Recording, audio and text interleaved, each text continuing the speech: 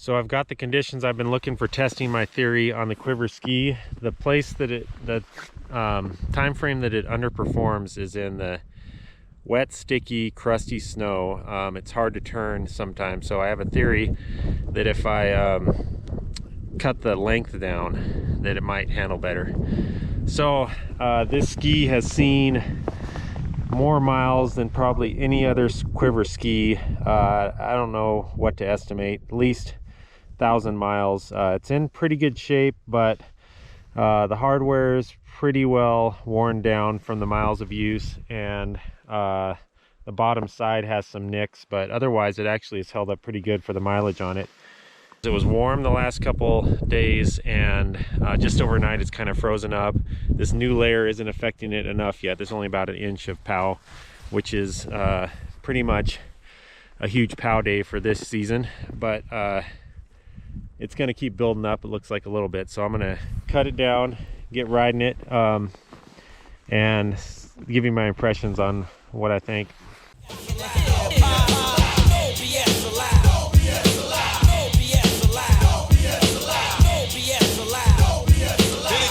Something like this. Okay, one thing on the ski you'll note is there's no handle.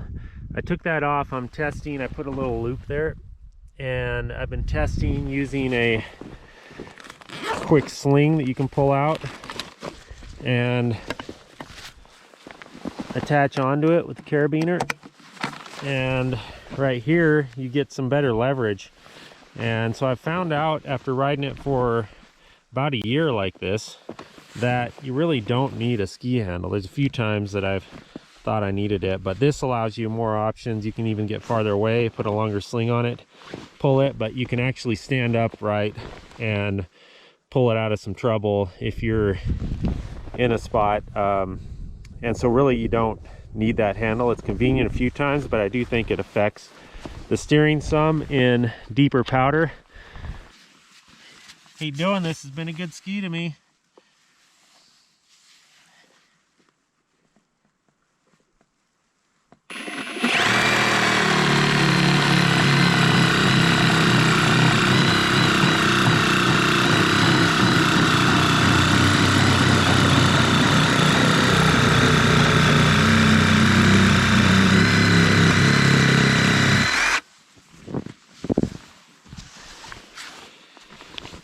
There we go.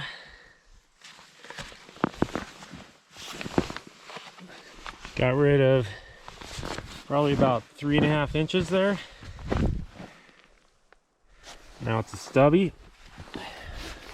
I probably have room for another couple inches before I start getting into the side skags, but we'll try that for starters. Okay, first impressions here after I cut the back end off the Quiver ski. It's minus about 3.5 inches. I could do some measurements later, so I'll have a baseline to compare to, because I just went for a spin in the same snow. A little bit of new snow, actually a lot of new snow coming down, but not enough to make a difference. Hopefully you can kind of see how I'm going through that first layer, and you can see some saturated sticky snow underneath, because it was warm up here yesterday. Okay, I'm not going to go too crazy out of the gate. So here are my tracks from before. I'll kind of follow a similar route.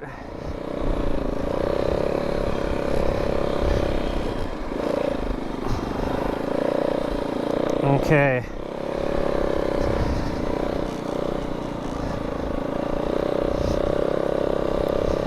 It feels a little better for sure. It actually is steering a little easier. This is my theory. It's when I'm trying to make a hard turn leaning it over, it is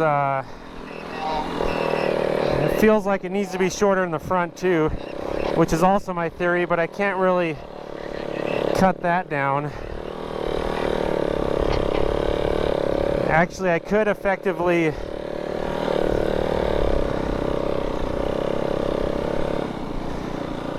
is my track from before.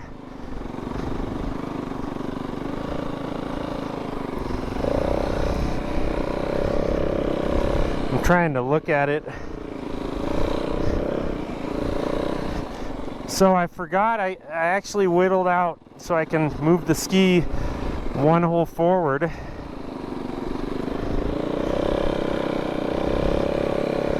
I think I might do that because I feel like I need less front, because when I lean it over to get that in this crusty snow, that's where it becomes like you're fighting the steering trying to turn it. I'm like pushing pretty hard right there, but I think if I cut off another couple inches and move the ski backwards this way, that might even have a better feel. But right now it definitely feels slightly lighter on the steering.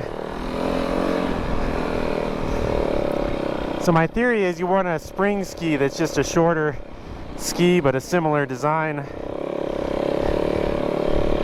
Yeah, it's still kind of hard turning it leaning over, but going slow and somewhat upright, the steering became just a little bit lighter. You know, I don't know how it will do with flotation. Obviously anything with less surface area is not going to float as well, because this ski does float nicely in the deep powder. But so far right now, I'm not feeling any major detriment. Okay, I'm gonna nip another couple inches off. I think that might do it right there.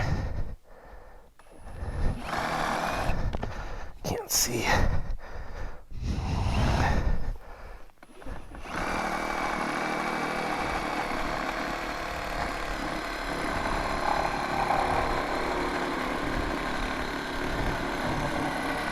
It's like butter. I could have been a little more symmetrical. We'll see. First impressions here. Doesn't look like there's any structural integrity taken out of it, so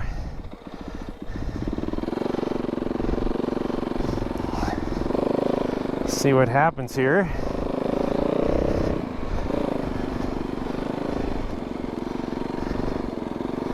Yeah, man, I think my theory is true.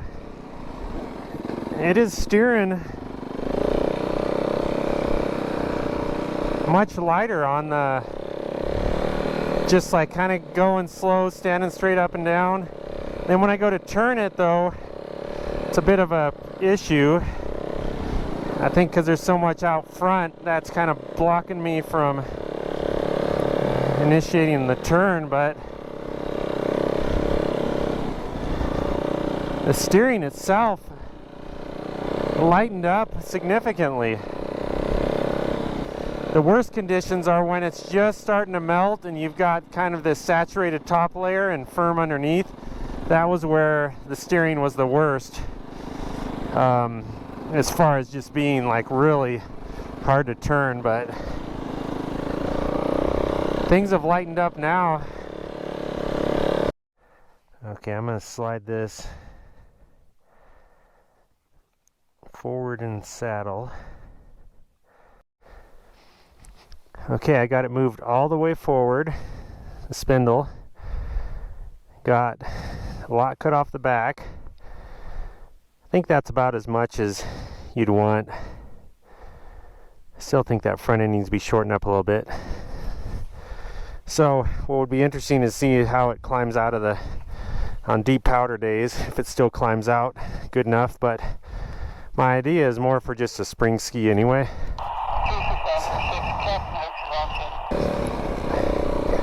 Yeah, no doubt lighter. Oh yes, yes, it is easier when you lean it over to turn it in that sticky stuff. Not as easy to steer though as the Traverse ski, but then again, that Traverse ski is known to wash out on side hills, and this ski does not. And since I have not removed any hardware, you know, the skags, there still should, yeah, it's still kind of tight turning in that, and under the tree there where there's a little bit less new snow. And we got this really sticky underlayer that was melted yesterday, and it hasn't quite fully frozen up overnight. So I'm still a little bit hard to turn, but it does feel better. Get on a trail, see how it handles on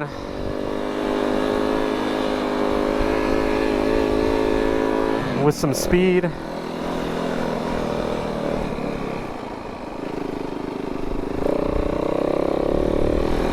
You know, the other thing I like about the Quiver ski is when you put throttle on trail, it shoots forward like a dart. And that's what I want, is to go forward like a dart and not like catch a rut or something and have yank the steering bars or the controls out of my hands and shoot me off of a trail. But the Traverse ski felt pretty good with that. But what does not feel good is the Yeti ski, which is absolutely a ride of death in certain conditions, crusty, rutted conditions. And then I used to be on the original timber sled ski, which handled pretty good steering around in spring conditions, but that also would kind of just dart you around on the trails. So I think the Traverse ski that they came out with the arrows timber sled, I think those were a marked improvement, but the downside is, the major complaint is washing out on those side hills, and guarantee you will not get that with the Quiver ski. Let's go down here and find a side hill. Okay, we got a little bit of a side hill here, again on some crusty conditions. Doesn't look too crusty, but underneath it is, trust me. So there's, so far I'm not seeing any real noticeable difference side hilling. I did a couple other side hills back there. Turning it uphill is fine.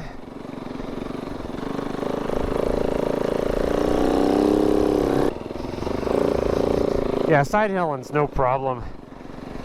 No problem. So that acts the same. Let's go through the trees here, sticky trees. Not as light as what I felt in the Traverse ski, but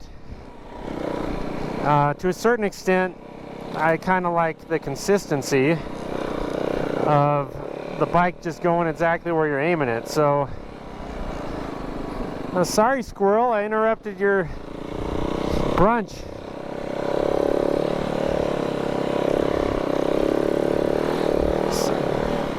So in short, I'm basically saying that right now, I'm liking it a lot.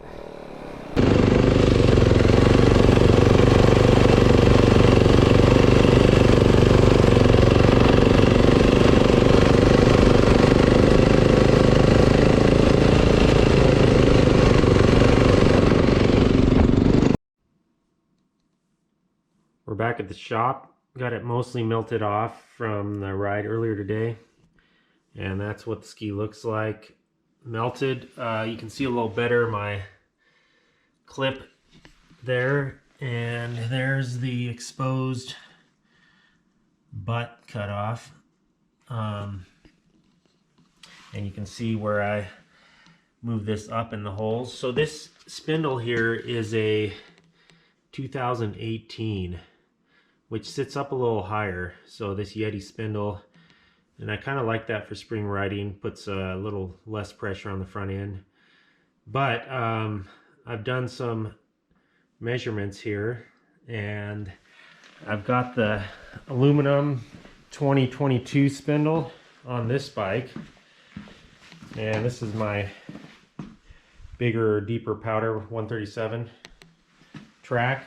So I did some measurements on this, and basically it sits about inch and a half shorter than that other one. I know Yeti every year messes around with their spindle angles.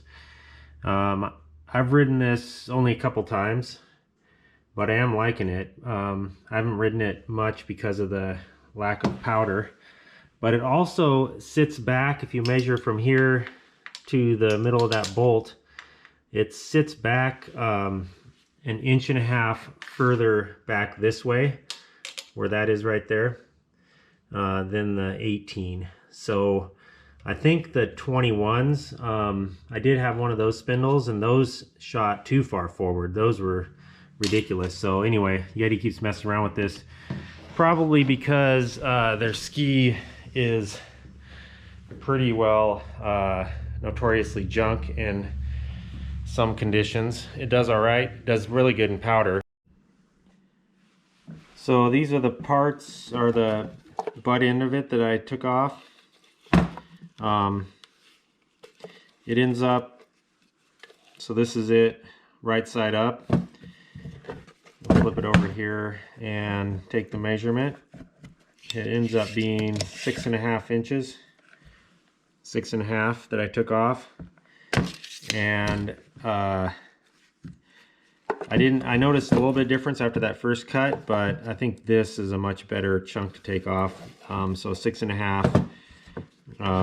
The initial ride, I just taken 4 inches or so off.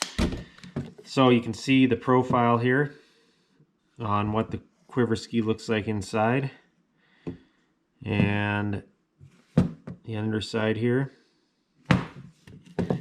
So that's what has been removed. Be nice if I could just cap this in on the back again, but anyway, it didn't seem to affect it too much. So that's what we're looking at, and that weighed just about just under 2 pounds. This right here, I weighed that on a good digital scale.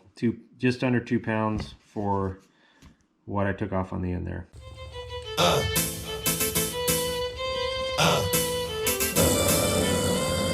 This ain't the way it's supposed to be. BS. This ain't the way it's supposed to be.